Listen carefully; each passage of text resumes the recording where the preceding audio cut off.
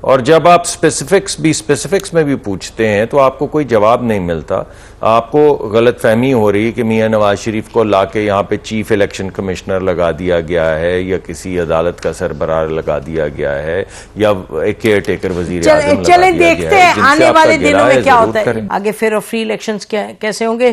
آپ کو معلوم ہوگا کہ پی ٹی آئی کے جو لیڈر ہیں اور فارمر اسپیکر نیشنل اسمبلی ان کو اٹھا لیا گیا تھا, وہاں سے اریسٹ کر لیا گیا ان کے گھر سے بنی گلا سے. کرپشن چارجز بھی کرنا چاہیے, ہر ایک کو اریسٹ کرنا چاہیے, لیکن یہ دیز آر سیزنل ایشوز اس ملک میں.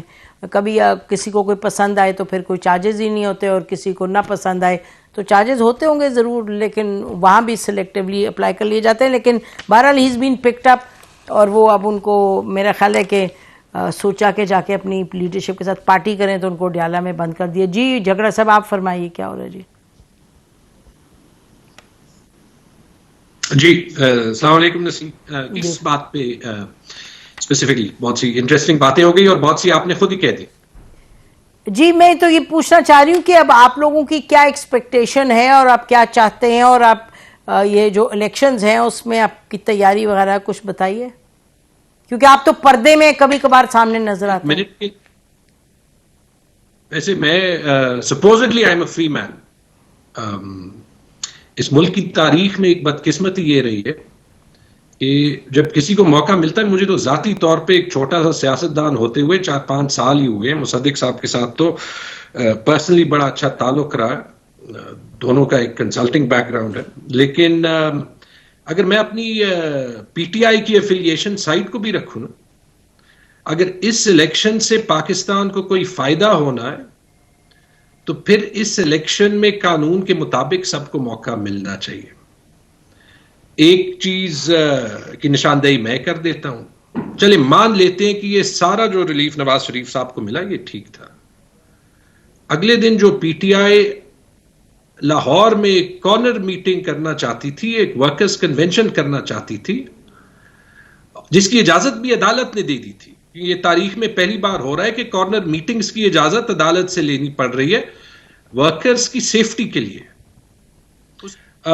اسی طرح آپ نے خود بتایا 160, 165, 170 دن لوگ جیلز میں ہیں, ان کو یا بیل کی ہیئرنگ کا موقع نہیں مل رہا. مجھے کسی نے کہا کہ as a nation we seem to have lost our moral conscience.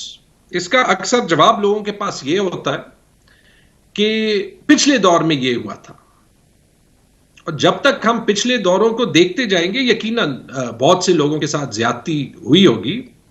یہ گارنٹیڈ ہوگا کہ اس الیکشن کے باوجود پاکستان آرام سے آگے نہیں بڑھ سکے گا. یہ مصدق صاحب بھی اگری کریں گے کہ پاکستان کے اکنامک مسئلے بہت بڑے ہیں, اور اگر آسان ہوتے حل کرنا تو یہ لوگ 16 مہینوں میں حل کر دیتے.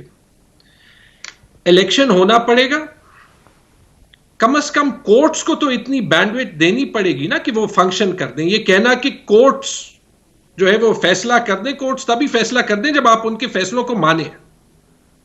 میرا چھوٹا سا پولیٹیکل کیریئر ہے, جو یہ 3-4 سال میں نے دیکھا ہے, میں صرف یہی کہوں گا کہ یہ پی ٹی آئی کے ساتھ ہو یہ کسی اور پارٹی کے ساتھ ہوتا, یہ سٹریس کرنا ہمارے لیے بھی ضروری ہے, آپ کے لیے میڈیا کے طور پہ بھی ضروری ہے, کیونکہ لوگوں کے منہ آپ بند کر سکتے ہیں لیکن ان کے ذہن آپ نہیں افیکٹ کر سکتے. Thank you. جی تھینک یو. اچھا پروگرام پہ come to a close. Sheila Raza sahib آپ اپنا concluding comment and then to you Musaddiq before we close. آپ نے سنی جو بات ابھی کر رہے تھے. کسی نے کوئی اعتراض نہیں کیا. اگر قانون دان اعتراض کرنے لگے کہ یہ سہولت کاری ہو رہی ہے تو ہم کیا کہہ سکتے ہیں؟ ہم تو شرجیل کا مقدمہ یاد ہے, 16 مہینے سے ہم بری الذمہ نہیں ہوتے, ہم نے اپنی ذمہ داریاں پوری کی ہیں. اگر آپ لوگ نواز شریف صاحب یہ کہیں کہ یہ ہماری حکومت نہیں تھی تو ہمیں حیرانی ہے, ہم نہیں بری الذمہ ہو رہے. اگر آپ جو ہیں آپ کو ہم نے نہیں بھیجا, خواجہ آصف کہہ رہے ہیں کہ جنہوں نے بھیجنا تھا انہوں نے بھیجا ہے, تو کووڈ تو ختم ہوئے کب کا وقت ہو گیا، اب تو 2 سال ہو رہے ہیں، 16 مہینے کی حکومت تھی، 4 مہینے اور ہو گئے، علاج بھی کمپلیٹ نہیں ہوا. تو میں نے تو نہیں کہا، یہ سب آپ ہی لوگ بتا رہے ہیں. جو 10 سال کا معاہدہ ہوا تھا پہلے، وہ میں نے تو نہیں کیا تھا، آپ ہی لوگوں کی طرف سے سامنے ہوا تھا. پھر بعد میں جب 8 سال بعد آئے تو ہم نے تو سی او ڈی کے بعد ایسی کوئی بات ہی نہیں کی. لیکن سی او ڈی کے بعد یہ ضرور سننے میں آیا جب طالبان نے کہا کہ انہیں اجازت نہیں ہے، تو کہا کہ پیپلز پارٹی نے جو کیا اس کا خمیازہ بھگتتے ہیں. جی ٹھیک ہے، ہم تو بلا رہے تھے، ہم تو بلا رہے تھے، جس پر ناراض ہوئی تھی مریم صاحبہ کہ ان کی جان کو خطرہ ہے، وہ نہیں آ سکتے. ہم تو کہہ رہے تھے کہ آ کے لیڈ کریں. اور رہی بات کہ ہم نے ہر چیز کی ذمہ داری لی ہے. کسی سے تعلقات ہونا الگ بات ہے، کسی کا کوئی آدمی ہونا ایک الگ بات ہے. لیڈر آف دا اپوزیشن راجہ ریاض تھے، انہوں نے شیلا صاحبہ انفارچونیٹلی جی آپ کے کافی پوائنٹس آ گئے. I am so sorry, program کا ٹائم ختم ہو رہا ہے. Musaddiq very quick please concluding comment. میری پروڈیوسر صاحبہ پروگرام اٹھا لیں گی. جی بتائیے.